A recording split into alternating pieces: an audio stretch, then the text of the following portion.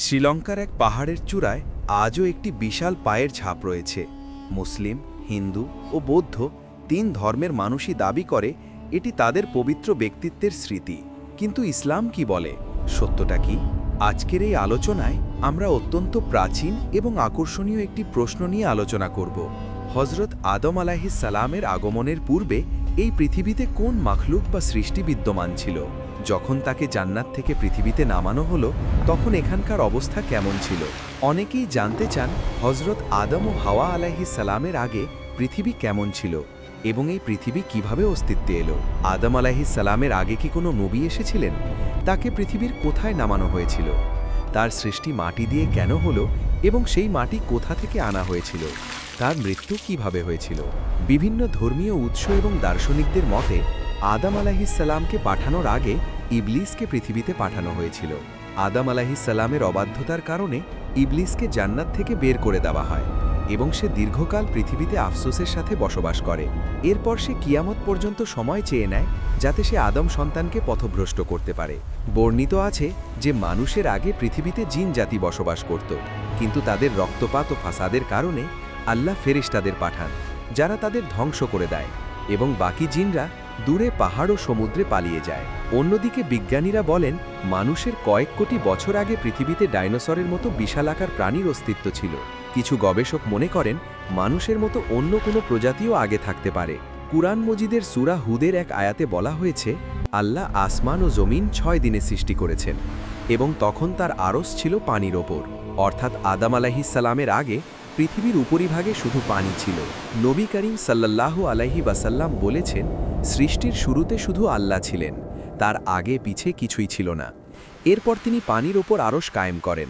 আল্লাহ সর্বপ্রথম কলম সৃষ্টি করেন এবং কিয়ামত পর্যন্ত যা ঘটবে তা লৌহে মাহফুজে লেখার নির্দেশ দেন। এটি আসমান জমিন সৃষ্টির 50,000 বছর আগের ঘটনা। হজরত আবু হুরায়রা রাদিয়াল্লাহু আনহু থেকে বর্ণিত, আল্লাহ শনিবার মাটি সৃষ্টি করেন, রবিবার পাহাড়, সোমবার গাছপালা, মঙ্গলবার বিপদ আপদ ও রোগ ব্যাধি, বুধবার নূর এবং বৃহস্পতিবার পশু পাখি সৃষ্টি করেন।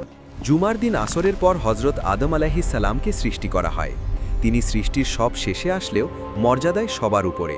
আদম আলাইহিস সালাম সরাসরি মাটি থেকে সৃষ্টি হয়েছেন। আল্লাহ যখন সিদ্ধান্ত নিলেন তখন হজরত আজরাইল আলাইহিস সালামকে নির্দেশ দেওয়া হলো পৃথিবী থেকে মাটি সংগ্রহ করতে। তিনি পুরো পৃথিবী থেকে সাদা, কালো, লাল, হলুদ এবং বিভিন্ন স্বাদের মিষ্টি, তেঁতো মাটি সংগ্রহ করেন। এই কারণেই মানুষের রং ও স্বভাবে ভিন্নতা দেখা যায়। সেই মাটিকে পানি দিয়ে মেখে কাদা বানানো হয় এবং দীর্ঘ সময় পর তা শক্ত মাটিতে রূপান্তরিত হয়। যখন রূহ প্রবেশ করানো হলো এবং তা নাকে পৌঁছল তখন আদম আলাইহিস সালাম হাঁচি দিলেন এবং বললেন, আলহামদুলিল্লাহ। আল্লাহ বললেন, হে আদম, তোমার ওপর রহম বর্ষিত হোক। এরপর ফেরেশতাদের নির্দেশ দেওয়া হলো তাকে সিজদা করার জন্য। সব ফেরেশতা সিজদা করলেও ইবলিস অস্বীকার করল। সে বলল, আমি আগুনের তৈরি আর সে মাটির, আমি কেন তাকে সিজদা করব? এই অহংকারের কারণে সে চিরতরে অধিশপ্ত হয়ে গেল। একটি বর্ণনায় আছে, শয়তান আদম আলাইহিস সালামের দেহের নাভির স্থানে থুথু ফেলেছিল, যা জিবরিল আলাইহিস সালাম তুলে ফেলেন এবং সেখানে নাভির গর্ত তৈরি হয়। জান্নাতে একা থাকার কারণে আদম আলাইহিস সালাম বিষণ্ণ বোধ করতেন।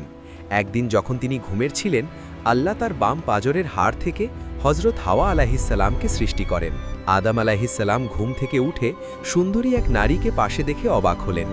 হাওয়া আলাইহিস সালাম জানালেন, আল্লাহ তাকে আদম আলাইহিস সালামের প্রশান্তির জন্য সৃষ্টি করেছেন। আল্লাহ মানুষকে 4 ভাবে সৃষ্টি করার ক্ষমতা দেখিয়েছেন। 1. বাবা মা ছাড়া মাটি থেকে আদম। 2. শুধু পুরুষ থেকে হাওয়া। 3. শুধু নারী থেকে ঈসা। 4. স্বাভাবিক বাবা মায়ের মিলনের মাধ্যমে সাধারণ মানুষ। ঐতিহাসিক বর্ণনা অনুযায়ী আদম আলাইহিস সালাম থেকে নূহ আলাইহিস সালাম প্রায় 1200 বছর, নূহ আলাইহিস সালাম থেকে ইব্রাহিম আলাইহিস সালাম প্রায় 1742 বছর, ইব্রাহিম আলাইহিস সালাম থেকে মুসা আলাইহিস সালাম 560 বছর, মুসা আলাইহিস সালাম থেকে ঈসা আলাইহিস সালাম 1356 বছর, ঈসা আলাইহিস সালাম থেকে মুহাম্মদ সাল্লাল্লাহু আলাইহি ওয়াসাল্লাম প্রায় 600 বছর। আদম আলাইহিস সালামের জন্ম থেকে এখন পর্যন্ত প্রায় 9288 বছর অতিবাহিত হয়েছে। নিষিদ্ধ ফল খাওয়ার কারণে আদম ও হাওয়া আলাইহিস সালামকে জান্নাত থেকে বের করে দেওয়া হয়। আদম আলাইহিস সালামকে নামানো হয় বর্তমান শ্রীলঙ্কার সেরেন দ্বীপ বা আদম চূড়ায় বা অ্যাডামস পিকে। হাওয়া আলাইহিস সালামকে নামানো হয় জেদ্দার কাছে। তাদের মধ্যে বিচ্ছেদ ঘটে। আদম আলাইহিসসালাম প্রায় ২০০ বছর আল্লাহর কাছে কান্নাকাটি ও ক্ষমা প্রার্থনা করেন। শ্রীলঙ্কার সেই পাহাড়ে একটি বিশাল পায়ের ছাপ আছে, যাকে মুসলিমরা আদম আলাইহিসসালামের পায়ের ছাপ মনে করে। বৌদ্ধরা এটিকে বুদ্ধের এবং হিন্দুরা শিবের পায়ের ছাপ মনে করে। ইবনে বতুতা ও সিকান্দার আজম এই স্থান পরিদর্শন করেছিলেন বলে ইতিহাসে উল্লেখ আছে। আদম আলাইহিসসালাম যখন অর্শে লেখা দেখলেন লা ইলাহা ইল্লাল্লাহু মুহাম্মাদুর রাসূলুল্লাহ, তখন তিনি রাসূলের উসিলায় আল্লাহর কাছে তওবা করলেন। আল্লাহ তার তওবা কবুল করলেন এবং তাদের ক্ষমা করে দিলেন। এরপর জিবরিল আলাইহিসসালাম তাকে মক্কায় নিয়ে আসেন। সেখানে আদম আলাইহিসসালাম কাবার ভিত্তি স্থাপন করেন এবং হাজারে আসওয়াদ স্থাপন করে তাওয়াফ করেন। এরপর আরাফাতের ময়দানে জাবালে রহমতে আদম ও হাওয়া আলাইহিসসালামের পুনরায় দেখা হয়। আদম ও হাওয়া আলাইহিসসালামের সন্তান হাবিল ও কাবিলের কুরবানি এবং হিংসাবশত কাবিল কর্তৃক হাবিলকে হত্যার মাধ্যমে পৃথিবীতে প্রথম হত্যাকাণ্ড ঘটে। এর ৫ বছর পর শীস আলাইহিসসালাম জন্ম নেন। আদম আলাইহিসসালাম ৯৬০ বছর বয়সে ইন্তেকাল করেন।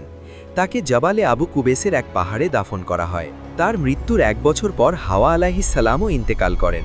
ভিডিওটিতে আল্লাহ তাআলার অসীম ক্ষমতা এবং মানবজাতির সূচনার এক পূর্ণাঙ্গ চিত্র ফুটিয়ে তোলা হয়েছে।